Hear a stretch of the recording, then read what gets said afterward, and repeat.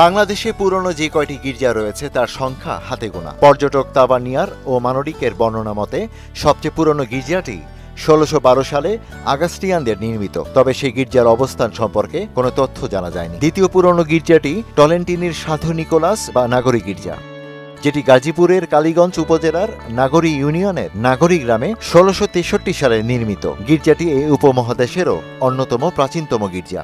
Saint Nicholas চার্চটি স্থাপনের পর বেশ কিছু ইতিহাস তৈরি হয়েছে এই গির্জাকে কেন্দ্র করে। মানুয়েল দা অ্যাসামসাও তিনি পর্তুগিজ ছিলেন, পাদ্রী ছিলেন, এবং সে এখান থেকেই বসে বাংলা ব্যাকরণের যেই মূলধারা এখান থেকে শুরু করেছেন থেকে তারপর বাংলায় যে ট্রান্সলেট করা হয় সেটা এখানে বসেই করা হয়েছিল। তিনি বাংলা ভাষায় অভিযান রচনার প্রথম প্রয়াসের সফল রচয়িতা। বাংলায় মুদ্রণ যন্ত্র আবিষ্কৃত না হওয়ায় ১৭৪৩ খ্রিস্টাব্দে লিসবন শহর থেকে এটি মুদ্রিত ও প্রকাশিত হয়। বাংলা সাহিত্যের ইতিহাস নিয়ে বহু শতাব্দী ধরে স্মৃতি নিয়ে দাঁড়িয়ে আছে গির্জাটি।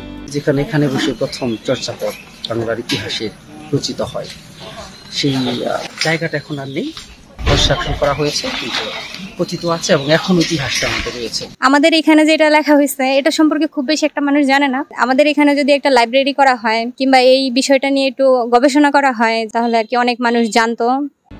পর্তুগিজ স্থাপত্য নিদর্শনে তৈরি দর্শনীয় সেন্ট নিকোলাস চার্চ ও সাধু আন্তনির গির্জা পর্যটন কেন্দ্র হিসেবে গড়ে তুলেছে। এখানে যে গদ্যটা রচনা করা হয়েছে ওই বিষয়ে আমরা একটু গর্বিত এবং আনন্দিত। এটিকে যদি পর্যটন শিল্প হিসাবে ঘোষণা করে আরো প্রচারের ব্যবস্থা করা হয়। আমি ওখানকার যারা বর্তমানে ফাদার আছেন তাদের সাথে কথা বলে আমরা খুব দ্রুত এটা নিয়ে আরো বেশি স্টাডি করে এটার যাতে গঠনমূলক কোনো কাজে তার জীবনের আলোকে যাতে করা যায় সে ব্যবস্থা নেব। গঠনমূলক কাজ করার কথা জানালেন উপজেলা প্রশাসক। ম্যানুয়েল দা আসুমপসাও বাংলা ভাষার প্রথম বাইবেল অনুদিত করেন। একই সাথে বাংলা ভাষার প্রথম ব্যাকরণ এবং প্রথম মুদ্রিত গ্রন্থ কৃপার শাস্ত্রের অর্থবেদ রচনা করেন এই গির্জাতেই বসেই।